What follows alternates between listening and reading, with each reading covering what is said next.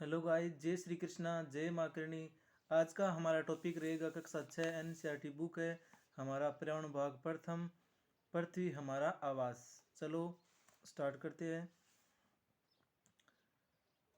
ग्रह का नाम है बुध और उपग्रह की संख्या कोई नहीं। विशेषता क्या है बुध ग्रह की? इस ग्रह पर वायुमंडल नहीं है, सबसे छोटा ग्रह है। सबसे छोटा ग्रह बुध है, उसके कोई उपग्रह नहीं है और यहाँ पर वायुमंडल नहीं है। शुक्र ग्रह, इसका भी कोई उपग्रह नहीं है। यह पृथ्वी की बहन बोलते हैं उसको, और चमकीला ग्रह बोलते हैं। और बोर का तारा और पृथ्वी का जुड़ा ग्रह शुक्र ग्रह को बोला जाता है। पृथ्वी पृथ्वी का एक ही उपग्रह वो है चंद्रमा। नीला ग्रह पानी की अधिकता के कारण बोला जाता है। आकार में पांचवा और सूर्य से दूरी से तीसरा ग्रह माना जाता है पृथ्वी। मंगल के दो उपग्रह है, फोबोस और डिमोस। और मंगल ग्रह का रंग लाल है, लाल रंग के कारण आयरन ऑक्साइड बोलते हैं। नेक्स्ट है बृहस्पति। बृहस्पति की 67 उपग्रह है और सबसे बड़ा उपग्रह है गैनीमेड। कौन सा है? गैनीमेड। घूर्णन गति सबसे तेज 10 घंटे लगता है और बृहस्पति की सबसे घूर्णन गति सबसे तेज है। शनि शनि की उपग्रहों की संख्या 62 है। टाइटन जैसे शनि चारों ओर से वलय से घिरा हुआ है ग्रह है। नेक्स्ट है अरुण। अरुण की उपग्रहों की संख्या 27 है। हरा ग्रह बोलते हैं मीथेन गैस के कारण हरा। और नेक्स्ट है वरुण। वरुण की उपग्रह 14 है और सबसे ठंडा ग्रह। कौन सा? वरुण। देखो अदर फैक्ट्स में बता देता हूँ आपको। अंतर्राष्ट्रीय खगोलीय संगठन ने अगस्त 2006 में प्लूटो को बोनो ग्रह के रूप में माना गया। सबसे पहले मैं बता देता हूँ आपको कि प्लेटो भी एक ग्रह था पहले, लेकिन 2006 के बाद इसको हटा दिया गया, यह बोन्य ग्रह की श्रेणी में आ गया है। शुक्र व अरुण सूर्य की परिक्रमा क्लॉकवाइज करते हैं, जैसे घड़ी घूमती है उस तरीके से घूमते हैं। और अन्य ग्रह एंटी क्लॉकवाइज परिक्रमा करते हैं।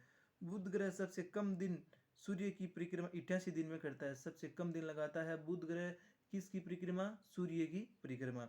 और सबसे अधिक समय लगाता है वरुण। कितने दिन? 164 दिन लगाता है।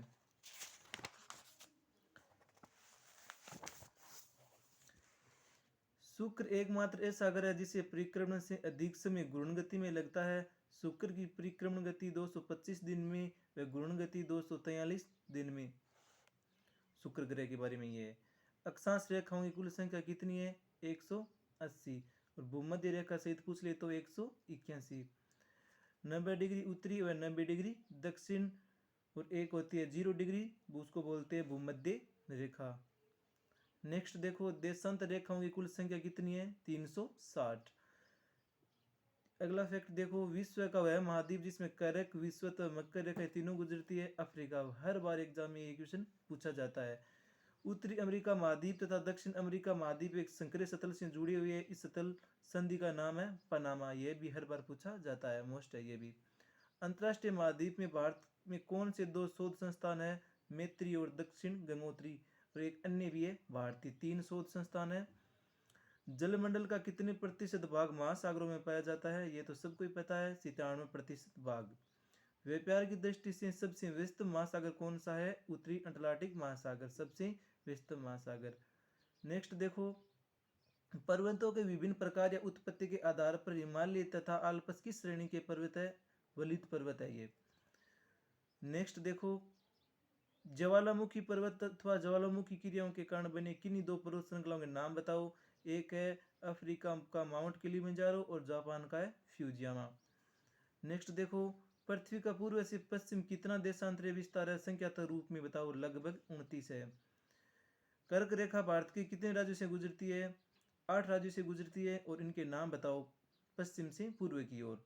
सबसे पहले गुजरात, फिर राजस्थान, फिर मध्य प्रदेश, फिर छत्तीसगढ़, झारखंड, पश्चिम बंगाल, त्रिपुरा और मिजोरम। सर्वाधिक विस्तार मध्य प्रदेश में है। नेक्स्ट देखो विशाल हिमालय के सबसे दक्षिण में स्थित श्रृंखला को किस नाम से जाना जाता है? शिवालिक हिमालय या वायु हिमालय। वायुमंडल में दिन प्रतिदिन होने वाला परिवर्तन कहलाता है मौसम। दीर्घकालीन मौसम क्या कहलाती है? जलवायु कहलाती है।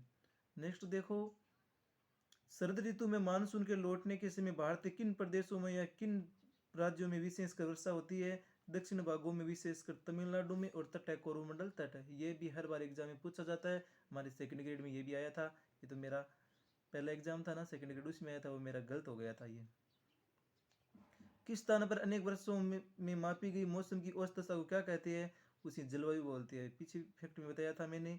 भारत की जलवायु को मोटे तौर पर कहा जाता है मानसूनी जलवायु कहा जाता है। मानसून शब्द किस भाषा से लिया गया है? अरबी भाषा के मौसम से। ये तो हम शुरुआत से पढ़ते आ रहे हैं। भारत की स्थिति किस कटिबंध में है? भारत की स्थिति उष्ण कटिबंध में है।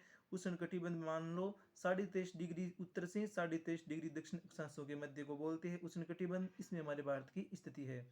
दक्षिणी पश्चिमी मानसून के समय आर्द्र पवनें कहाँ बहती है? समुद्र से स्थल की ओर बहती है। थैंक यू गाइज, ये हमारा टॉपिक खत्म हुआ। कक्षा 6 एनसीईआरटी बुक से उठाया गया। ये सबके लिए फायदेमंद होगा।